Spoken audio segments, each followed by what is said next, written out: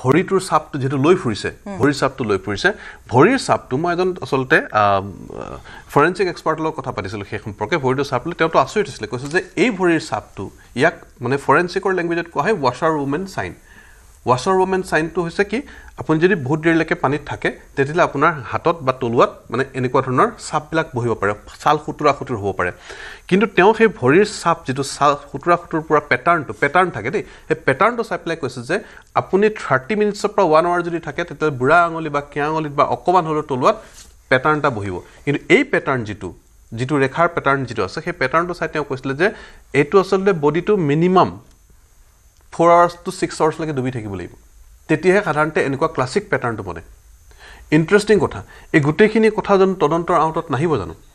গতিকে এইখিনি কথা হয়তো আগতে কোৱা হোৱা নাই এই ৱাশাৰ ওমেন সাইন যেটো তেওঁৰ ভৰিত দেখা পোৱা গৈছে সেই ভৰিৰ যেটো প্যাটাৰ্ন সেই প্যাটাৰ্নটো ষ্টাডি হ'ব